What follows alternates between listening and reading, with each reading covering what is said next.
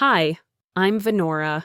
I used to believe family meant safety, until mine used the police to humiliate me in my own home over a lie they planted.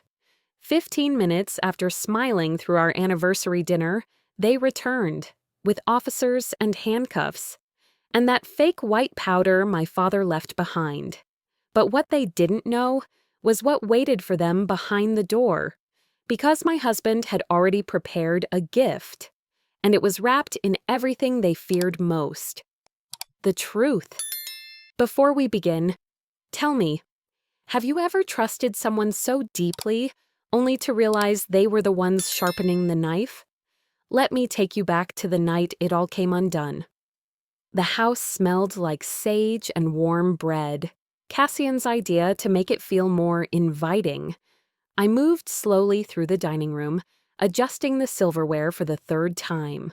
The napkins were folded into soft triangles, candles already lit, casting long shadows across the oak table. I kept smoothing the linen table runner, trying to iron out creases that had been there for years. It had been over a year since the last time we were all in the same room. I told myself this was just dinner. One evening, I'd practiced that phrase like a prayer. The doorbell rang, and just like that, the silence broke. I opened the door to find my sister already laughing, loud, overconfident, filling the space before she even stepped in. "Venora," she said, breezing past me. "Still obsessed with these little homey touches, huh? Very you." Behind her came our parents. My mother offered a smile so tight I swear it could crack glass. My father, Darian, didn't smile at all, just walked in and gave me a curt nod, the same one he gave airport clerks or grocery baggers.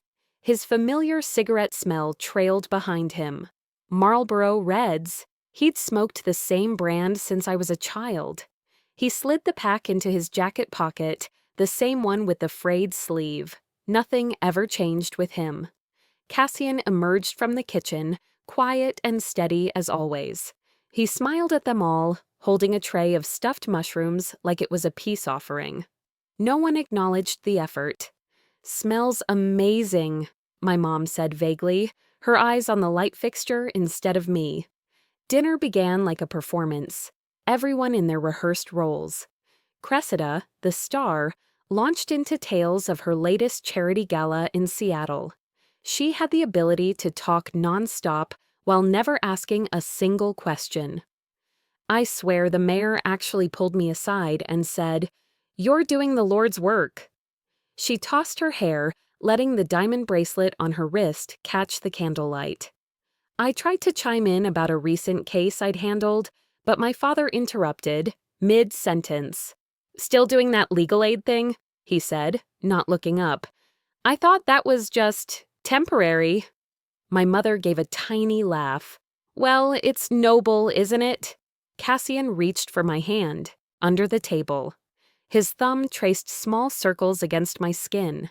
I didn't squeeze back. It wasn't anger I felt. It was something colder, a kind of resignation, like walking into a room and knowing exactly where the cracks in the floor would creak. "I was just saying," I tried again, softer. "We won an injunction last week. It's a small win, but—" "Sweetheart," Cressida cut in, "remember how you used to cry when Dad didn't let you come to those investor dinners? You were so sensitive back then." Everyone laughed. So I did too, the kind of laugh that doesn't reach your eyes. My hand trembled slightly. Cassian's grip tightened. In the middle of passing around the lemon chicken, my father leaned toward me, asking for his cigarettes. I reached into his coat, draped on the chair behind him. As I pulled out the pack, my fingers brushed something cold, his old bronze keychain, the one he always used for his office back home, the room I was never allowed inside. It glinted under the chandelier. I stared at it a moment longer than I should have, then handed him the pack. His fingers didn't brush mine. That key would mean more later. But tonight, it was just a flicker, like a match about to be struck. The rest of the evening passed in staged warmth, Laughter too loud, wine too sweet, silence in all the wrong places. When they finally left, Cassian and I didn't speak. We moved like dancers in an old routine, gathering plates, stacking glasses, running water that masked the echo of my sister's final laugh still ringing in the hallway. I was wiping down the table when Cassian paused, staring down at something. "They left this," he said. He held up my father's cigarette pack. I took it from him, ready to toss it aside, but it felt too light. I opened it. Inside, nestled where the cigarettes should have been, was a small plastic bag. White powder, sealed tight. I froze. Cassian looked at me. "Venora!" My mouth was dry. My thoughts louder than the ticking clock on the wall. "That's not his mistake," I whispered. "That's a setup." Before we could even breathe, headlights flared outside our window. The air in the dining room thickened. Rain had begun to tap against the glass, gentle at first, then steadier. I watched as Cassian moved toward the curtain, parting it with 2 fingers. "It's your father," he said, voice low.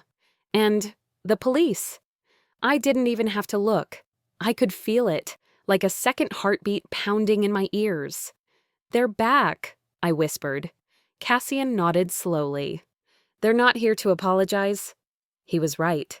The knock at the door was sharp, practiced. I glanced at the clock on the microwave, 9:23 p.m. Our kitchen still smelled of rosemary and garlic, but the warmth had bled out of the room entirely. I opened the door. Darian stood in front like he hadn't just stormed out 2 hours ago. His hands were in his coat pockets. Casual. Too casual. "I think I might have left something behind," he said, eyes darting past me, scanning the room. Behind him, Cressida appeared, arms crossed, wearing that smirk she always saved for me. "You don't mind if they check, right, sis?" I hadn't seen the officers until then. 2 of them, in uniform, one younger, one older. The taller one stepped forward and spoke with a measured tone. "We received a report about potential narcotics located on the premises." I said nothing. Cassian moved to my side. "We'll cooperate," he said, calm and steady. "Come in." I stepped aside. The officers entered, their boots wet from the rain. Cressida followed, uninvited, wiping her shoes on our welcome mat like she owned the place.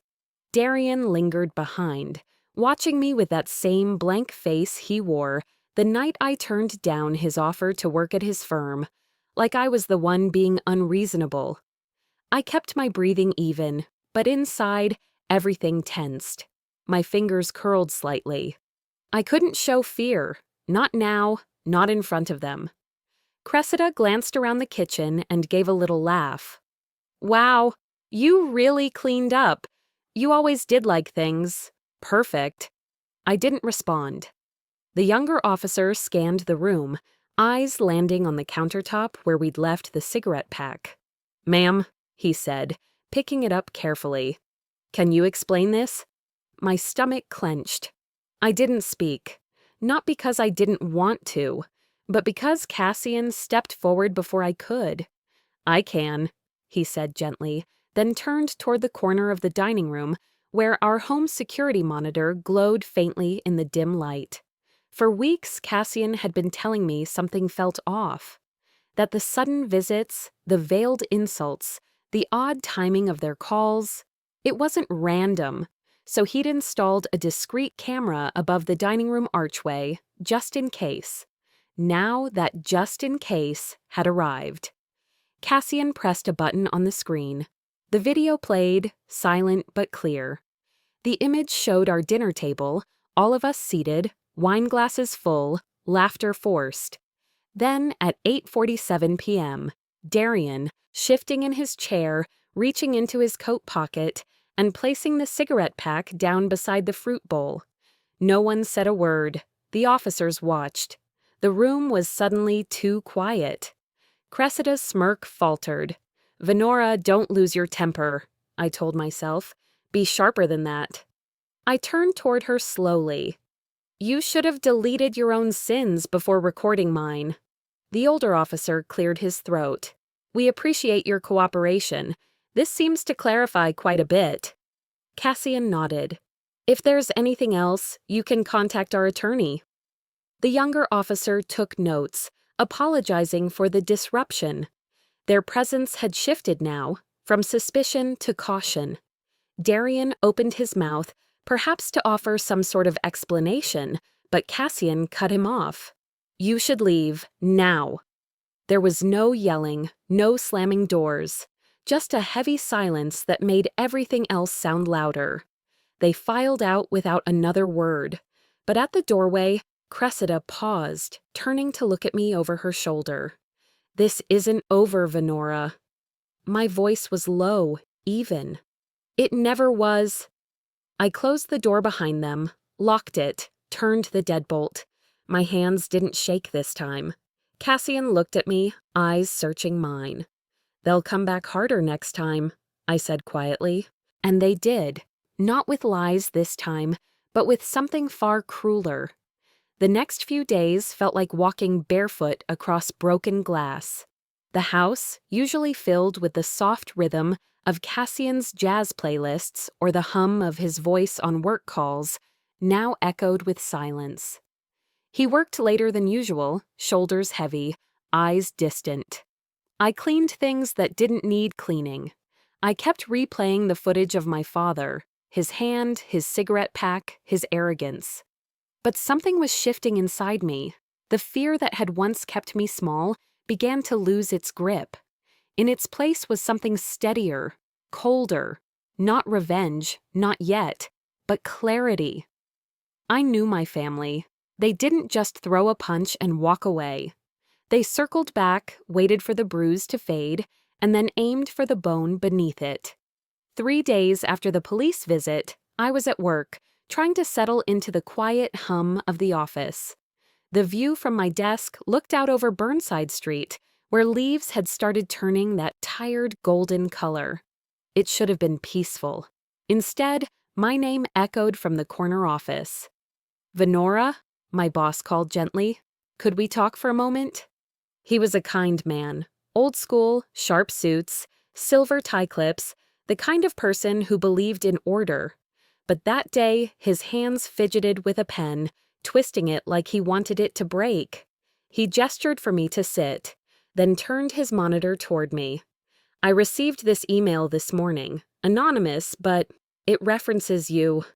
I leaned forward. On the screen was a screenshot, blown up and grainy, of the bag of powder from my kitchen counter. My name and the firm's address had been added in bold red letters beneath it. There was no accusation, not directly, just an anonymous concern about possible drug involvement and a question. Should someone like this represent your company's vision? I didn't need a signature to know who had sent it. The phrasing, deeply regretful to bring this forward, only thinking of the company's best interests, reeked of Cressida.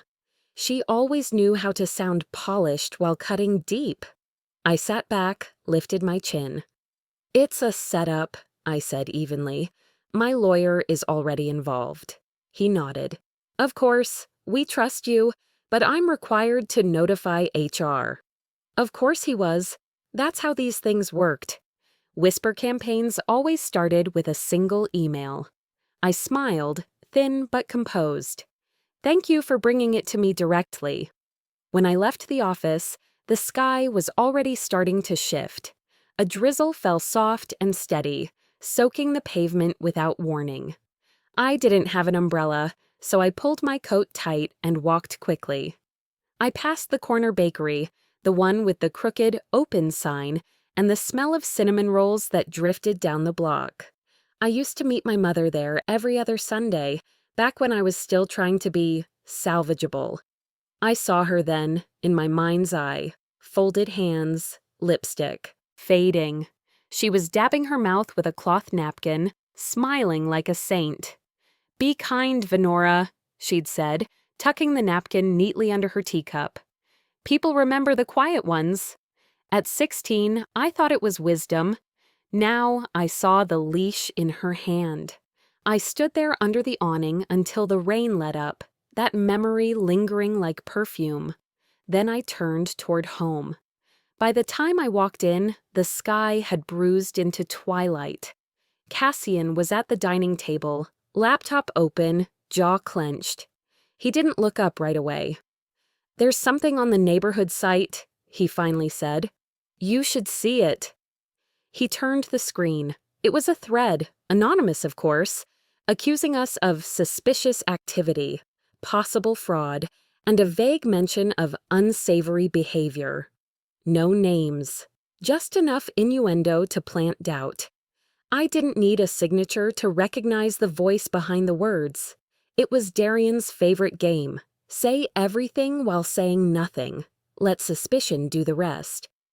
"They're trying to erase me," I said, more to myself than to Cassian. "Not just hurt me, make me radioactive." He didn't answer, just watched me. I stepped into the kitchen, pulled open the junk drawer, and saw it. His old bronze keychain. The one he always kept close. I hadn't noticed it in years, but there it was, resting near a tangle of rubber bands and old batteries. I picked it up and held it in my palm. Heavy, familiar. "If they want war," I said softly, "they'll have to knock on the right door first." Cassian walked over. "What do you want to do?" I looked at him. "I want them to see me, really see me. Not the failure they shaped, the mirror they can't look into." My voice didn't rise. I didn't cry. I just knew. For once, I wasn't reacting. I was deciding. That night, I opened my laptop and typed slowly. The email wasn't to my father or Cressida. It was addressed to an old contact, Lucille Perez, a journalist I'd once worked with during a charity build downtown, the one Cressida had taken credit for. Subject line: about the truth behind the Darian Foundation. I attached 3 files and 1 image, the frame from our security footage showing my father leaving the pack behind. I read the message one last time, then clicked send. As the screen dimmed, I whispered, "Let's see how kind they are when the lights turn on." The next morning, I woke to the sound of my phone vibrating across the nightstand. At first, I thought it was an alarm, Cassian's maybe, but the screen blinked with a stream of notifications. Emails, texts, news alerts. Something had broken loose. I sat up and tapped the top alert. The local news banner glared in bold: charity scandal. The Darian Foundation under investigation for fraud. Below it, a photo of my father, mid-smile, flanked by board members in a ribbon-cutting ceremony from last spring. The headline cut clean through the gloss: financial discrepancies, missing grant money, fictitious donor lists, the kind of scandal that doesn't just stain reputations, it drowns them. Cassian was already in the kitchen. He had the paper mug from the cafe down the block in one hand, his phone in the other. He looked up. "It's everywhere," he said simply. I nodded once. "I saw." "They didn't mention you." "They didn't have to." The journalist, Lucille, had been careful. No names. But the evidence was mine. Documents I had kept locked away for years. Screenshots of ledgers, copies of bank transfers, routed to dummy accounts. She'd verified every line before publishing. Cassian watched me. "You did this, didn't you?" I took the coffee from his hand and sipped. "No," I said softly. "The truth did." An hour later, my phone rang again. This time, it was my mother. I let it go to voicemail, but curiosity made me listen. "Venora," she began, her voice tight, shaking. "How could you do this? You're tearing this family apart."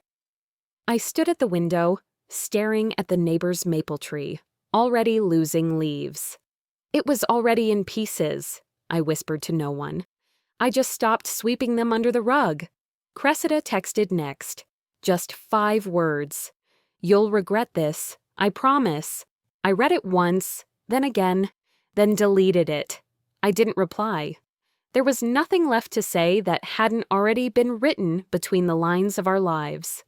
By midday, I was back at the office. There was a strange stillness in the air, like the eye of a storm. My boss waved me in without the unease that usually clung to difficult conversations. "We had no idea you'd worked with the Darien Foundation," he said. "Some of those projects, your name came up." I kept my voice even. "I helped where I could," he nodded. "Whatever you did, you exposed something big. Don't worry, your position here is safe." Relief crept in slowly, but it didn't bring peace. I knew this wasn't the end. My family didn't go silent unless they were planning something louder. That evening, Cassian and I sat at the kitchen table again, plates pushed aside. He was reviewing the security footage archive, backing up files. Then the camera notification pinged. He pulled up the app. A car idled across the street. Dark windows, no plates. "It's been there 20 minutes, he muttered. I walked over and watched. The live feed. No movement, just presence. Then my email chimed. Blocked sender. One attachment. I opened it. A grainy video clip, clearly taken from a phone. It showed me walking into my office building that morning, coffee in hand. The angle was low, slightly tilted, like someone filming from behind a parked car. The message read, "You can't hide what you've done." I didn't react, just hit delete. "They're scared," I said. "That means they're cornered." Cassian stood, walked over to the bookshelf, and pulled open the shallow drawer we rarely used. From inside, he took a small USB drive and handed it to me. "I've been holding this." I turned it in my fingers. "What is it?" "The full footage.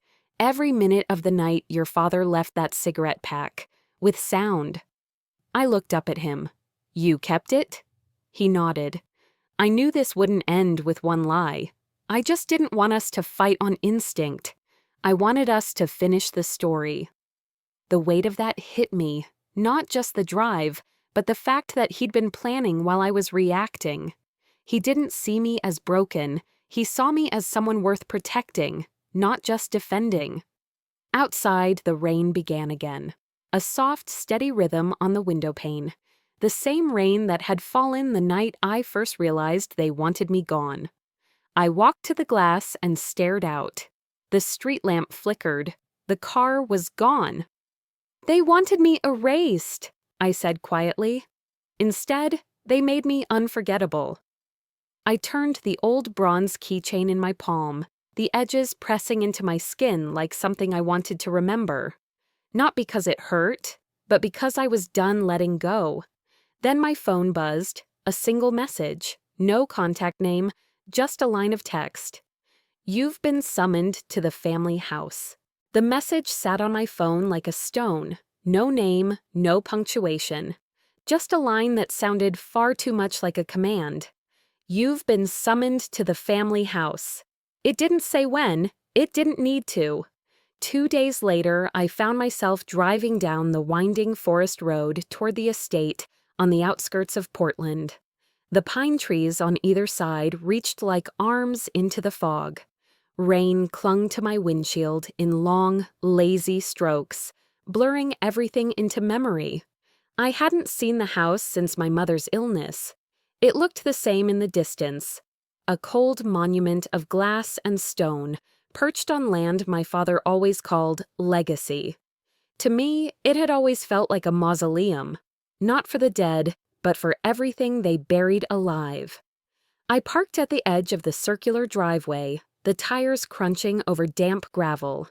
My reflection stared back at me in the rearview mirror.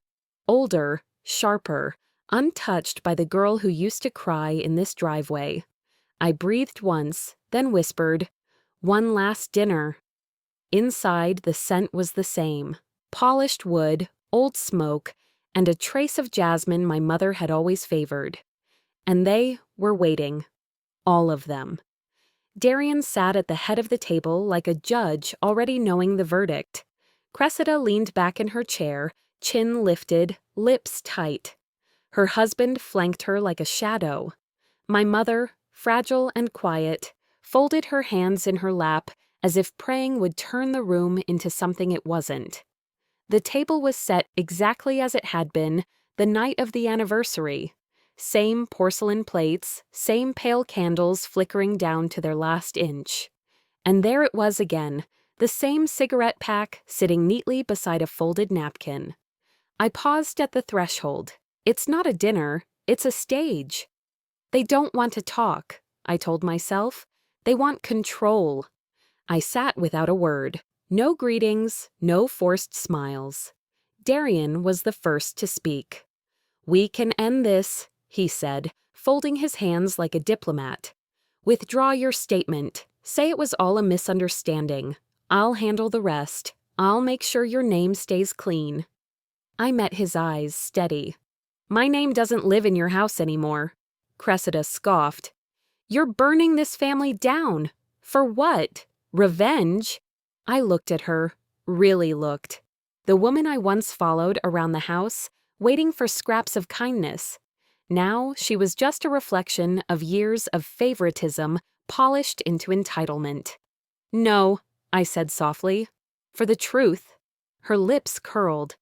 "You always did confuse truth with jealousy," Darian cut in. "She forged nothing?" He said it too fast. That's when I knew. "You covered for her," I said. "It wasn't you who forged the donation receipts. It was Cressida." My mother's voice broke the silence. "It was for peace," she whispered. My throat tightened. "Peace built on my silence isn't peace. It's obedience." Darian leaned forward, eyes cold. "You've always been too emotional. That's why you were never part of the important decisions." There it was, the line, used so many times it had the taste of dust. I smiled, not with joy, but with understanding. "That's the excuse you gave every time you took something that was mine," I said. "Every time you locked a door I had the right to walk through." I reached into my coat pocket and placed the bronze keychain on the table. It landed with a soft clink, small but unmistakable. "You locked me out," I said, "so I learned how to open doors myself." The room shifted. Even the candles seemed to flicker differently. Cressida stood abruptly, the chair screeching backward. "You'll regret this." I didn't flinch. I slid a small flash drive from my purse and placed it in the center of the table. "This isn't just about charity money anymore," I said evenly. "There's evidence of tax evasion, insider trading, and illegal donations routed through shell accounts." Their faces froze. "I'm not the only one who knows it, and this copy isn't the only one that exists." No one spoke. Cressida's hands clenched at her sides. My mother began to cry. "You're tearing this family apart," she said, her voice as thin as rice paper. "I tried to hold it together," I whispered, "my whole life, but it was cracked before I ever had a chance." I stood. The silence was deafening. I took my coat from the back of the chair and slipped it on slowly, methodically. The flash drive stayed on the table. Cressida hissed, "You'll never survive this." I turned at the door. My voice was low but steady. "I already did, the night you tried to destroy me." As I stepped into the hallway, the last thing I heard was my father's voice echoing down the stone corridor. "You'll pay for this, Venora." But by the time his threat reached me, I was already 3 steps ahead, and the trap had been set in silence. The rain hadn't stopped since I left the house. It fell in relentless sheets, turning the forest road into a blur of silver and black. The wipers moved like a heartbeat, slow and steady, matching the rhythm of my thoughts. My phone buzzed again. Another unknown number. Then another. I didn't bother looking. I already knew who it was. When I finally turned into our driveway, the porch light flicked on automatically. Cassian's car was there, and through the window I saw the faint glow from his study. I parked, grabbed my coat tighter around me, and walked in. The air inside was warm, but my hands still trembled, not from fear, but from the electricity that always comes after confrontation. Cassian looked up from his desk when I stepped into the study. His laptop screens were filled with folders, encrypted drives, and what looked like server connections. "How bad was it?" he asked. I closed the door behind me. "Bad enough that they're panicking." He smiled faintly, that quiet, knowing kind of smile that only came when things were going exactly as planned. "Good." I took the flash drive from my purse, the twin of the one I'd left on my father's table, and set it beside his keyboard. "You really gave it to them?" he asked. "I had to," I said. "They needed to believe they had leverage, and now they'll run right into it." He plugged the drive in. Lines of code filled the screen for a few seconds, then he leaned back, satisfied. "It's clean on our end. They'll never know." The file wasn't what they thought. It didn't contain evidence, not really. It contained a silent tracker designed to follow every email, every bank transfer, every whisper they made trying to cover their tracks. For the first time in years, I felt something that wasn't fear. It was control. I moved to the window and stood there, watching the rain streak down the glass. My reflection looked older tonight, sharper. "I used to think silence was my weakness," I said softly. "But it's a weapon they never learned to fear." Cassian joined me, resting a hand on the small of my back. "That's because they never thought you'd use it." "They taught me everything I needed," I said. "Cruelty, patience, timing." He nodded, and for a long moment, neither of us spoke. The rain filled the silence like a metronome. Steady, predictable, inevitable.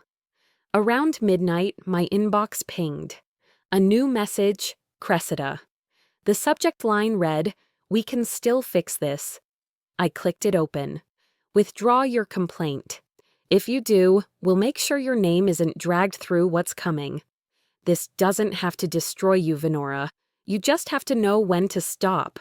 A threat disguised as mercy. Just like them."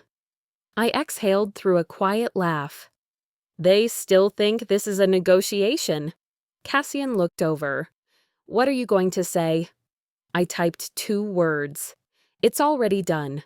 Then I hit send. What she didn't know, what none of them knew, was that Cassian had already sent every file, every recording, every receipt to multiple journalists, each programmed with a timed release. Even if my family tried to erase everything tonight, the truth would still surface by morning. It was too late to undo anything. Around 2 in the morning, I started to doze off on the couch.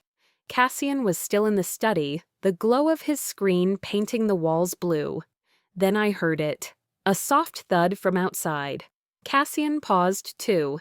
He checked the security feed. The motion sensor camera blinked, showing a shadow near the gate.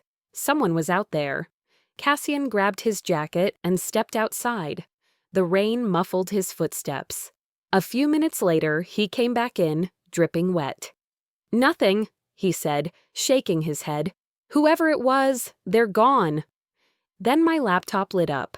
Red. A flashing warning across the screen. Remote access detected. My stomach tightened. Someone was trying to break in, digitally this time.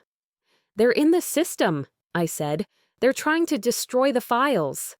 Cassian moved fast. His fingers flew across the keyboard, redirecting the attack. The glow of the screen changed from red to green, then back again as he rerouted the connection. "Let them in," he murmured. "What?" He glanced at me. "Let them think they've found what they're looking for." He set up a dummy server, a hollow drive filled with fake data and broken trails. On the other end of that connection, my father's IT people would think they'd successfully deleted evidence, not realizing they'd just confirmed every traceable address involved in the breach. "They're digging their own grave," Cassian said quietly. I watched the rain fall harder, washing the driveway clean. "Then let them bury themselves." Morning came slow. The storm finally broke, leaving the sky pale and still.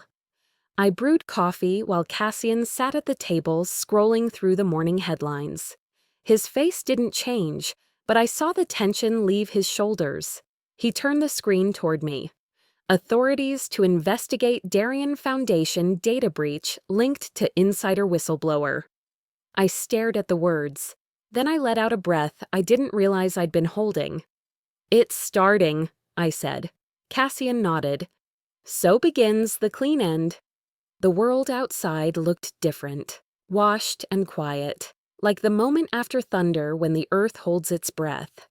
I sipped my coffee, the taste grounding me, the calm before the next storm. "They'll come after me now," I said, setting the cup down. "Not the truth." Cassian's eyes met mine. He didn't argue. He didn't need to.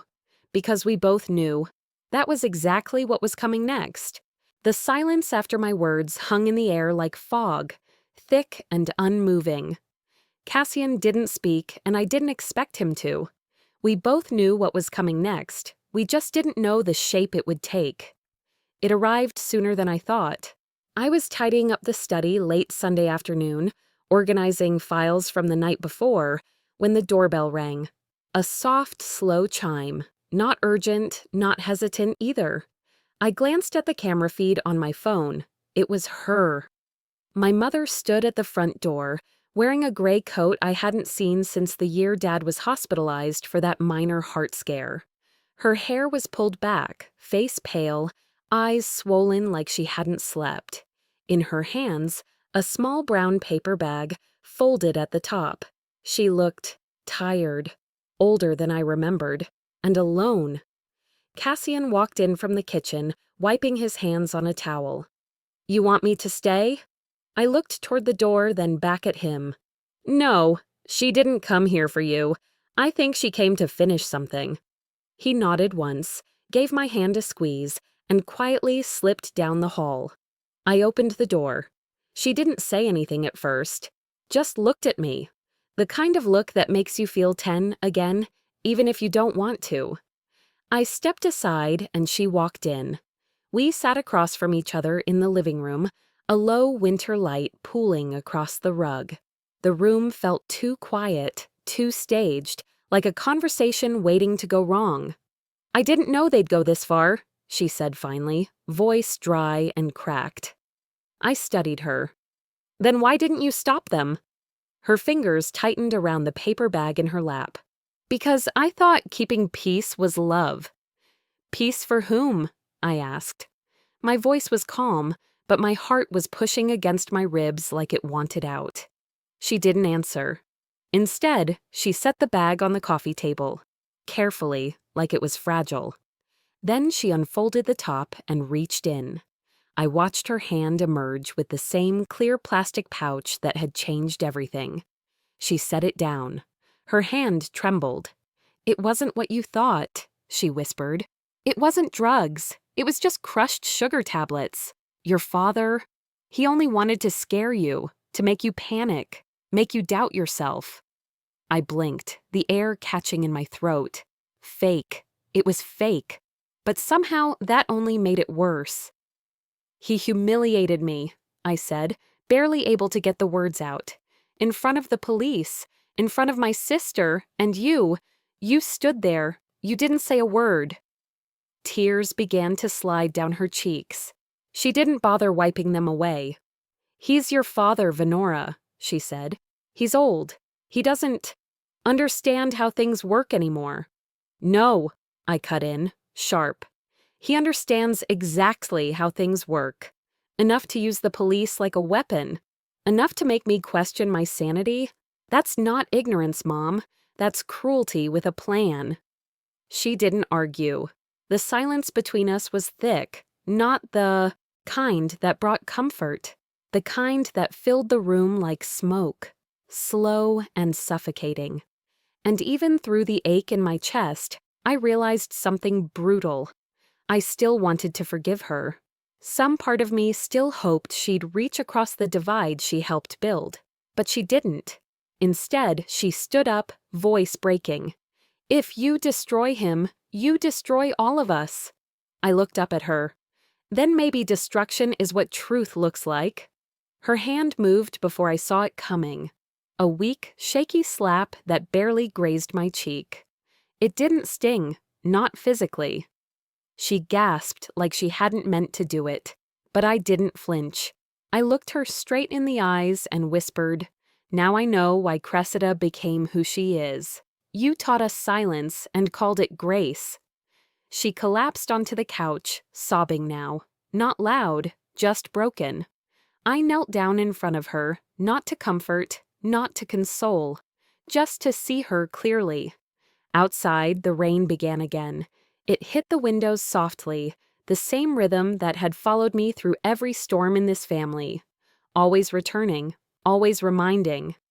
Eventually I stood. "You should go," I said, "before they wonder where you are." She looked up at me, mascara smudged, voice barely there. "You've changed." I shook my head. "No, Mom. I just stopped pretending." She left a few minutes later, didn't hug me, didn't say goodbye. I watched her walk down the steps, pull a hood over her head, and as I turned back inside, something caught my eye through the side window. A dark sedan parked 1 block away, engine idling. Cassian appeared beside me, arms crossed. "That's Darian's driver." So even her visit had strings. A performance. A last-ditch effort to break me with softness. They were running out of weapons. That night, after dinner, Cassian and I sat on the porch. The rain had slowed, but everything still smelled like wet cedar and damp soil. "She's still his shield," he said, not needing to explain who. "She won't be much longer," I answered. I pulled out my phone, opened the voice recorder, hit record, and I said one sentence, clear and calm. "For every daughter told to stay silent, this is for you." I saved the file and uploaded it directly to the journalist's secure folder. It would air with the story, my voice, not just my facts, my truth, plain, unpolished, and finally heard. When I was done, I set the phone down and leaned back, letting the night settle over me like a blanket. Cassian didn't say anything, neither did I, because the moment didn't need words, it needed quiet resolve. And as I turned off the porch light and walked inside, I whispered to myself, "By sunrise, there will be no turning back." I barely slept. By the time morning light touched the kitchen walls, I'd been sitting at the dining table for nearly an hour, wrapped in a throw, holding my coffee like it might anchor me to the present. Notifications pinged across my phone screen in waves. Reporters, former colleagues, even strangers. Some were angry, some grateful. One simply said, "Thank you for being louder than I could." Cassian entered the room quietly and handed me a fresh mug. "You're trending." I nodded, not looking up. "They'll come." And by mid-morning, they did. The sound of tires crunching the gravel reached us before the knock. I stood at the window, watching as my father stepped out first, sharp as ever in a tailored coat that didn't quite hide his smugness. Cressida followed, her chin lifted as though nothing in the world could touch her. Behind them, 2 uniformed officers lingered, hands resting casually on their belts. Cassian came up beside me. "They think this is still a game they control."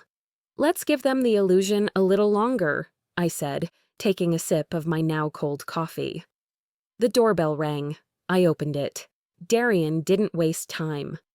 "Venora Darian," he began, voice loud enough for the neighbors to hear, "you are under investigation for data theft, defamation, and extortion." One of the officers looked at me, hesitated. He was young, no more than 30.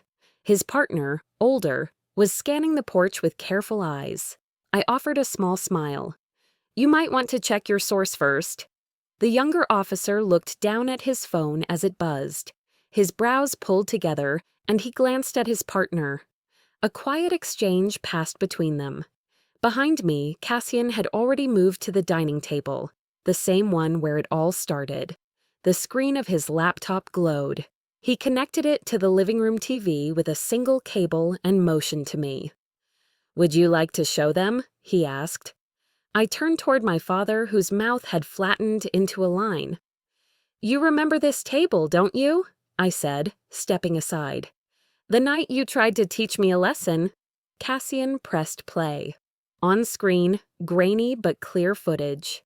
Darian, laughing, tucking the clear packet into the cigarette box, leaning toward the camera, a mistake he didn't know he made, and whispering, "She'll learn her place."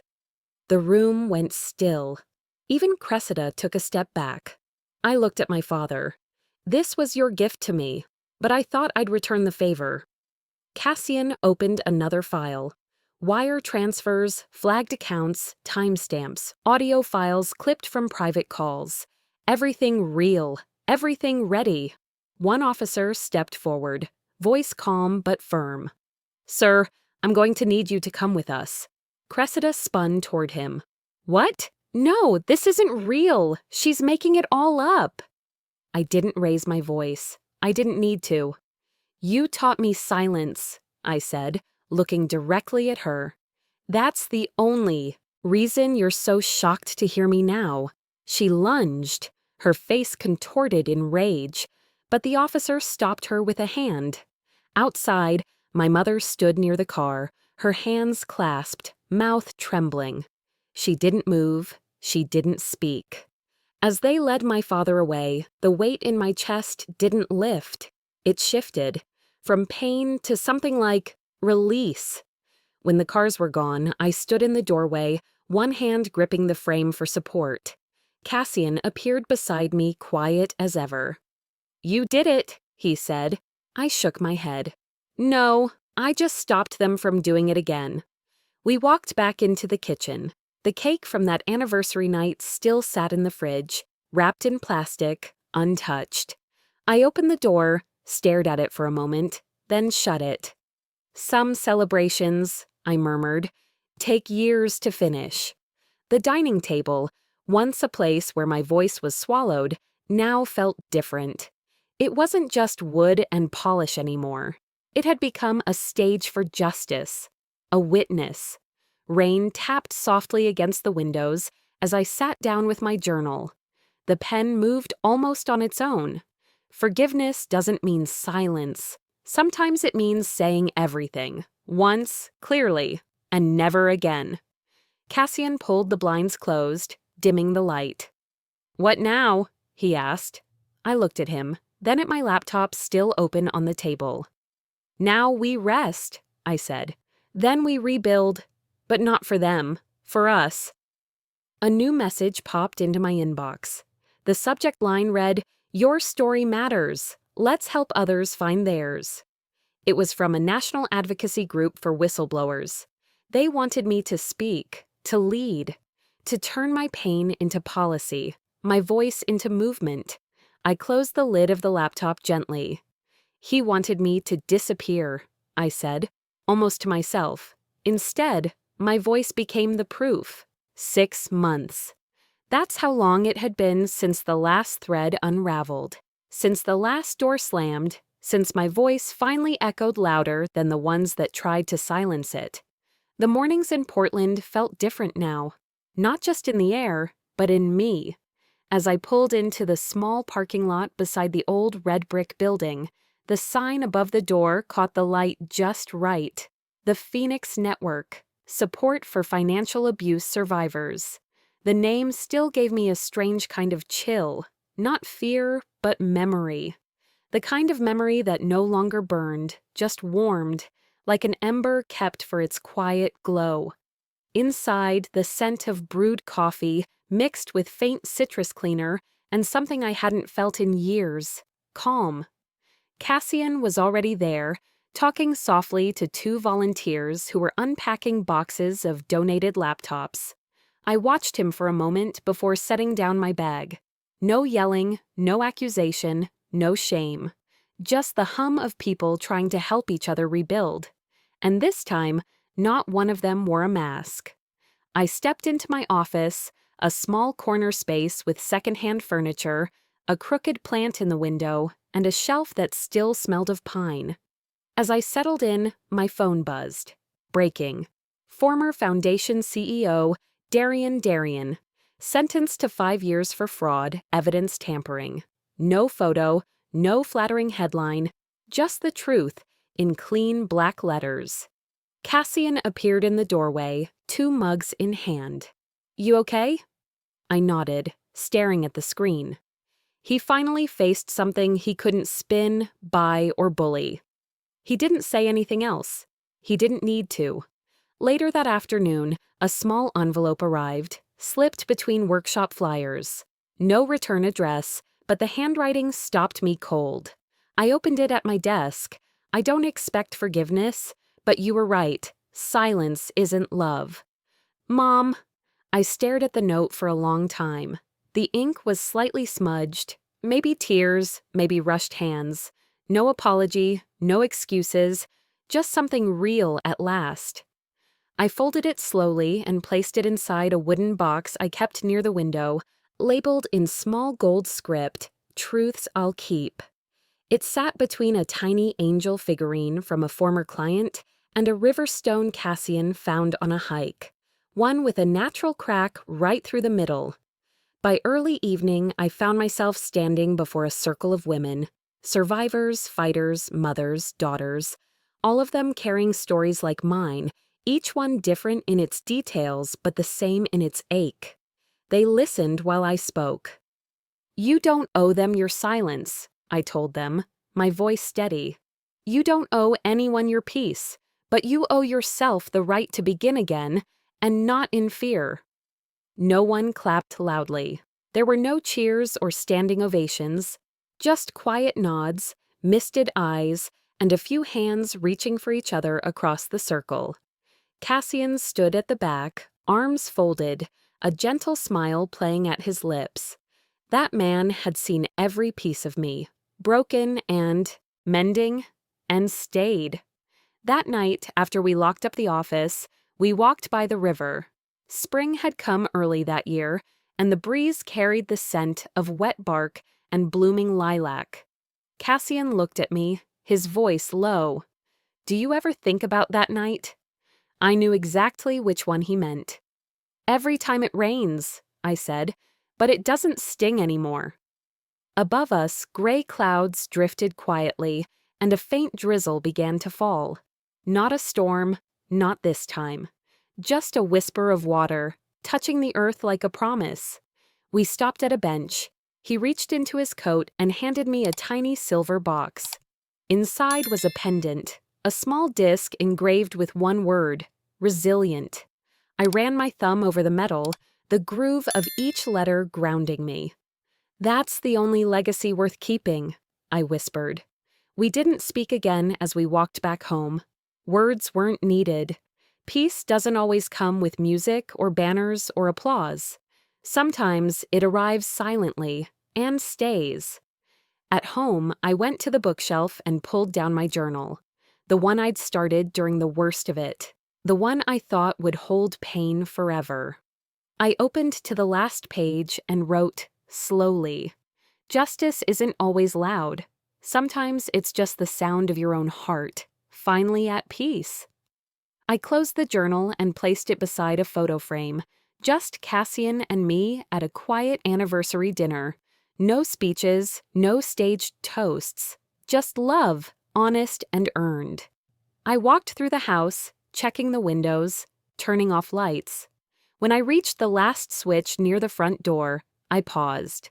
Looking out at the soft rain, I let the silence settle around me, not empty, not lonely, just mine. "They took my silence once," I whispered, flicking the switch.